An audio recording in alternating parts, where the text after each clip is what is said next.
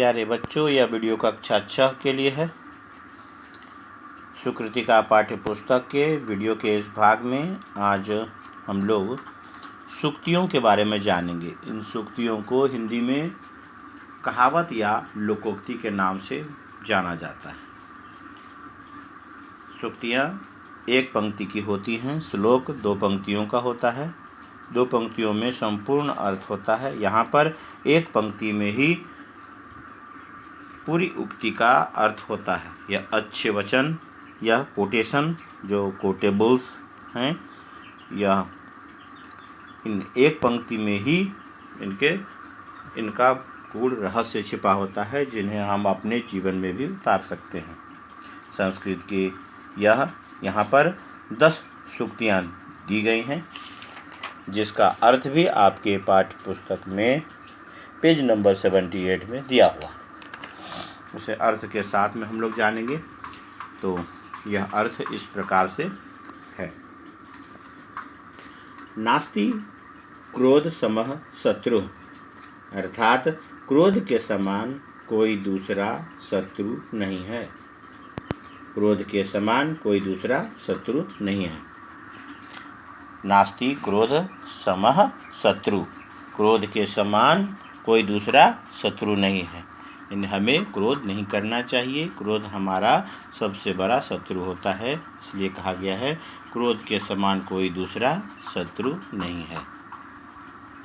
गुणैः गौरवम आयाति, गुणों से गौरव या सम्मान प्राप्त होता है। यानी मनुष्य के गुणों से वह अपने सम्मान को प्राप्त करता है। इसलिए हमें अपने अंदर गुणों को उत्पन्न करना चाहिए। इसलिए कहा गया है गुणों से गौरव या सम्मान प्राप्त होता है। गुणैः गौरवम आयाति, गुणों से गौरव या सम्मान प्राप्त होता है।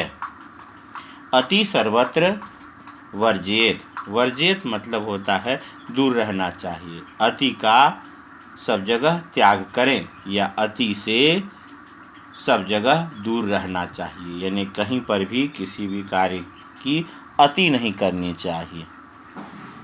जो अति होता है इससे हमेशा दूर रहना चाहिए, वर्जित रहना चाहिए, अर्थात दूर रहना यानी त्याग करना। अति का सब जगह त्याग करें। अति सर्वत्र वर्जेत, अति का सब जगह त्याग करें। इसके बाद चौथा श्लोक है जननी जन्मभूमिश्च स्वर्गादपि गरीयसी। जननी अर्थात होता है माता। जन्मभूमि जहाँ पर हम लोगों ने जन्म लिया है वह जन्मभूमि यानी मातृभूमि। माता और मातृभूमि स्वर्ग से भी बढ़कर होते हैं। इसलिए बतलाया गया है जननी जन्मभूमिश्च स्वर्गादपि गरीयसी। स्वर्ग यानी कि स्वर्ग जिसे कि सुख का सबसे बड़ा स्थान कहा जाता है। स्वर्ग तो स्वर्ग से भी बढ़कर होते हैं। माता और मातृभूमि स्वर्ग से भी बढ़कर हैं या स्वर्ग से भी श्रेष्ठ हैं। जननी जन्मभूमिश्च स्वर्गादपि गरीयसी, माता और मातृभूमि स्वर्ग से भी बढ़कर हैं। संतोष तुल्यम धनम अस्ति न अन्यात्, मतलब न अन्यात् नान्यात्। संतोष तुल्यम धनम अस्ति नान्यात्, यानी संतोष के समान न अन्यात्, संतोष के समान कोई दूसरा धन नहीं है। धनम अस्ति, धन है यानी न नहीं। संतोष के समान कोई दूसरा धन नहीं है, यानी हमें संतोष करना चाहिए और संतोष के समान कोई दूसरा धन नहीं बतलाया गया है। संतोष तुल्यम धनम नास्ति, संतोष के समान कोई दूसरा धन नहीं। संतोष तुल्यम धनमस्ति न अन्यात्, संतोष के समान कोई दूसरा धन नहीं है। न अन्यत मतलब अन्यत मतलब दूसरा। इसके बाद है हितम मनोहारी च दुर्लभ वच।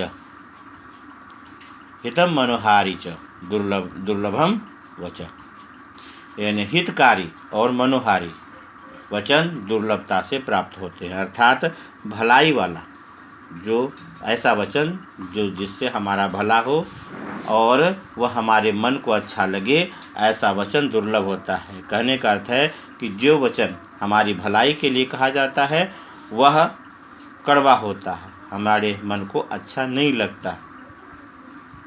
ऐसा संभव है, लेकिन कहा गया है कि हितम मनोहारी च दुर्लभम वचन, जो वचन हमारी भलाई के लिए कहा गया हो और वह मन को अच्छा लगने वाला हो, ऐसा वचन दुर्लभ है। यानी ऐसा वचन असंभव है, ऐसा वचन नहीं होता, नहीं मिलता। हितम मनोहारी च दुर्लभम वचन। कष्टम खलु पराश्रय। पराश्रय मतलब दूसरों के आश्रय में, यानी गुलामी या पराधीनता में निश्चय ही कष्ट प्राप्त होता है, यानी कष्ट मिलता है। कष्टम खलु पराश्रय, पराश्रय पराधीनता या गुलामी में निश्चय ही कष्ट मिलता है।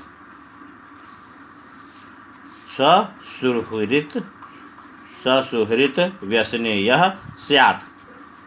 व्यसने अर्थात मुसीबत, जो मुसीबत या व्यसन विपत्ति में, जो विपत्ति में या मुसीबत में साथ दे, वही सुहृद यानी वही सच्चा मित्र होता है।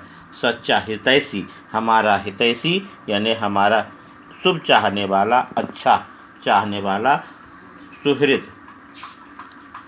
ससुहृत व्यसने यह स्यात्, जो विपत्ति या मुसीबत में साथ दे वही सच्चा मित्र है। विनाश काले विपरीत बुद्धि। विनाश के समय बुद्धि भी उल्टी या उलट जाती है, यानी विपरीत हो जाती है। जब मनुष्य का विनाश आता है तो उसकी बुद्धि विपरीत हो जाती है, उसका बुद्धि उल्टा चलने लगता है, वह सारे कार्य उल्टा करने लगता है। इसलिए कहा गया है विनाश काले विपरीत बुद्धि। विनाश के समय बुद्धि भी विपरीत या उलट जाती है। विद्या विहीन पशु। विद्या से विहीन यानी जिसके पास विद्या नहीं है वह मनुष्य पशु के समान यानी जानवर के समान होता है, उसका व्यवहार जानवर की तरह का होता है, जो विद्या से विहीन होता है, जिसके पास विद्या नहीं। इसलिए कहा गया है विद्या विहीन पशु, जो विद्या से विहीन है यानी जो विद्या से रहित है, जिसके पास विद्या नहीं है, वह मनुष्य पशु के समान है। पहला जो सूक्ति है वह है नास्ति क्रोध समः शत्रु। क्रोध के समान कोई दूसरा शत्रु नहीं है। गुणैः गौरवम आयाति। गुणों से गौरव या सम्मान प्राप्त होता है। अति सर्वत्र वर्जेत। अति का सब जगह त्याग करें, यानी अति को हमेशा सब जगह छोड़ दें। जननी जन्मभूमिश्च स्वर्गादपि गरीयसी। माता और मातृभूमि स्वर्ग से भी बढ़कर है। संतोष तुल्यम धनमस्ति नान्यत। संतोष तुल्यम धनमस्ति नान्यत। संतोष के समान कोई दूसरा धन नहीं है। हितम मनोहारी च दुर्लभम वच। हितकारी या भलाई वाला और मन को अच्छा लगने वाला या मनोहारी भी कह सकते हैं, या मनोहारी वचन दुर्लभ है। कष्टम खलु पराश्रय। गुलामी या पराधीनता में निश्चय ही कष्ट मिलता है। ससुहृत व्यसने यह स्यात्। जो विपत्ति या मुसीबत में साथ दे वही सच्चा मित्र है। विनाश काले विपरीत बुद्धि। विनाश के समय बुद्धि भी विपरीत या उलट जाती है। विद्या विहीन पशु। विद्या से विहीन या विद्या के ना होने पर मनुष्य पशु के समान है। यह लेसन 21 यानी 21 पाठ का यह सूक्ति संचय था, जो उसके अर्थ के साथ में है। अपने सुविधा के अनुसार से इस वीडियो को सुने, समझे, रिपीट करें, अपने CWHW कॉपी में लिखकर याद करें।